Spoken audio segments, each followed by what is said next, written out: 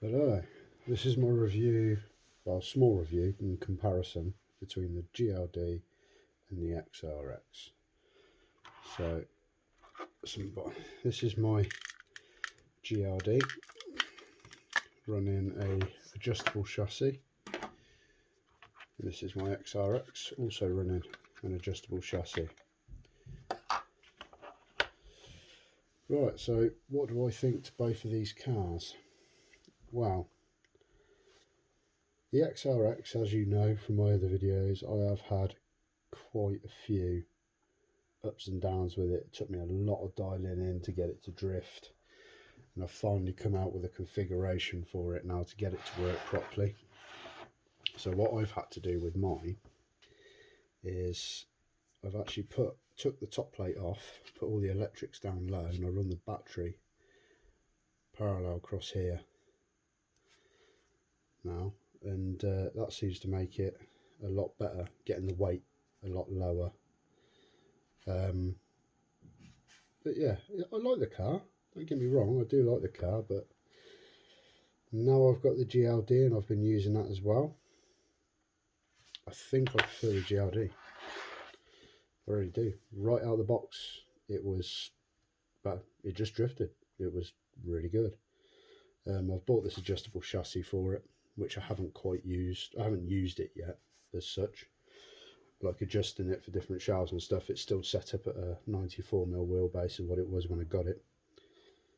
Obviously I'm running the motor at top instead of down low like it is on the XRX. I find this, I don't know, it just feels nicer. It just works better for me. I've got enough room for the electrics to sit on the top because the top plate is a lot wider. So that means that I can still run my battery in the lower position. So yeah, what I've done then is I've got a little bit of weight over pretty much just in front of the rear axles. And then I've got the battery running in the bottom. And like this, where all the weight is, try to equally spread it out so it's more sort of 50-50 on the weight. What do I like about the GLD more than the XRX? I know this is a bit of an odd one, but I actually prefer the steering rack off of the GLD over the XRX. I haven't had any problems with this one. Haven't had it locking up or anything like that. I do think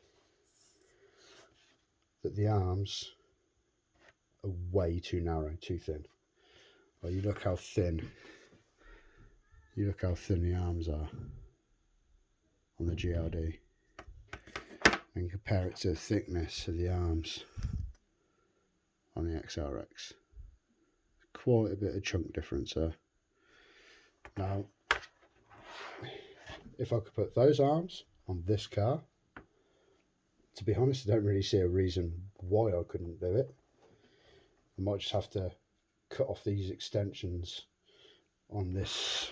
I might have to cut off the extension there so I can get them in closer so it's narrower, because these are a very wide stance on the front when you get them.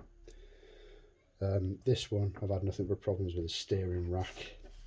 And what was happening, I fixed it now, but what was happening was that steering rack, I could go full lock like that, and then I could get that, and it was really, really rocking, which was really annoying because then it wouldn't steer properly, and well, yeah, so got all that sorted out. What I did with that, I did another video on steering rack fix, so check that out.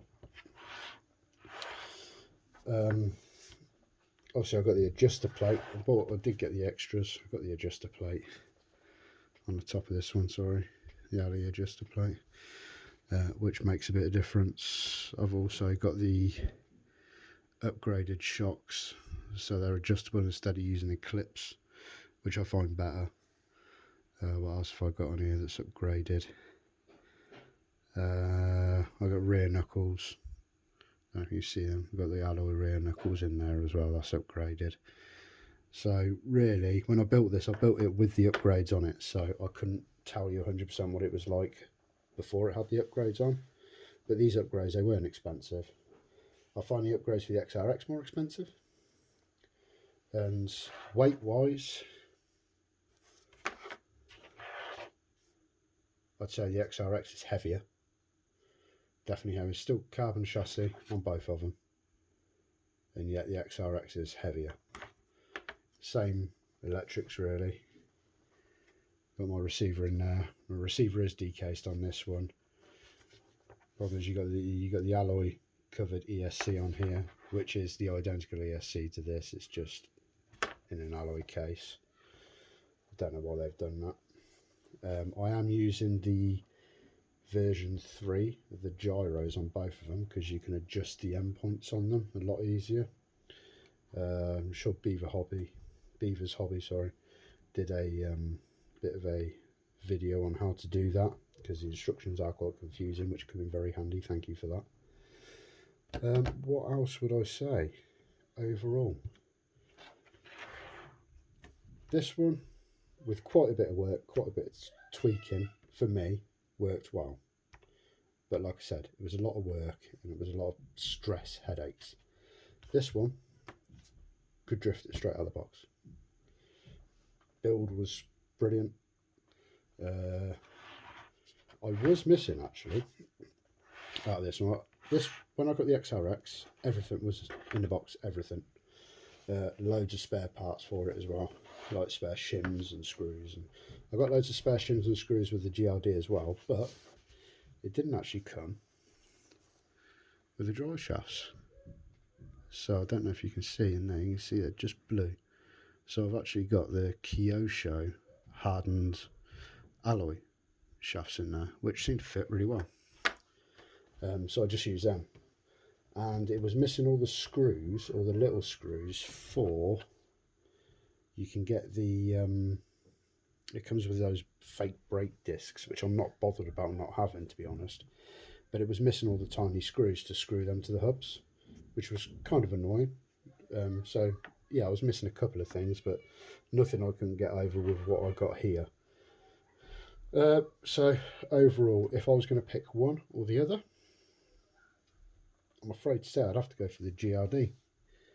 I just prefer it. I prefer the way it drives.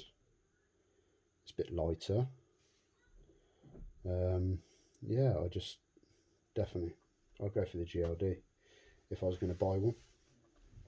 I know G over at RC Garage, he absolutely loves the XRX, prefers it over the GLD and prefers it over the, what was the other one?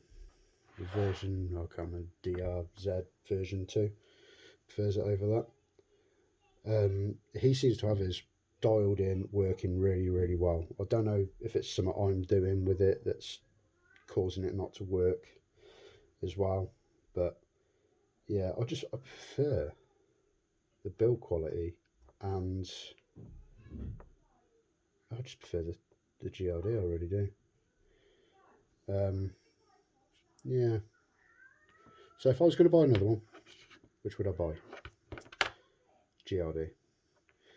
The GLD is running a, what am I running on? 6,000 kV surpass motor on that one, which is a 31.5 turn. I'm pretty sure in this XRX, can't actually see it, yeah I can, that is running a 3,500 kV motor. Now this motor has more kVs, so therefore should be more powerful, but I can run this on full power and still drift it fine. XRX, that's a 3,500 kV motor, and I have to turn it down to 50% to be able to get it to drift the way I want it to. So that's a little bit odd, a bit confusing. I don't know whether it's the way it's set up or whatnot. But yeah, so GLD for me, definitely a GLD. That's my quick rant and rave about the two cars. Yeah, beautiful. Yeah, I'd go GLD. If you have got an XRX or you have any problems with them, or the GLD for that fact, check out Garage RC. He's done reviews and builds on both of them. And when it comes to these two cars, he's a bit of a guru on them, to be honest. He's helped me out loads. Yeah, yeah, definitely a GLD. Well, I hope that helps people, but yeah, yeah, I think it is what it is. I think a lot of it's down to preference of the way you drive and the way things handle, and yeah,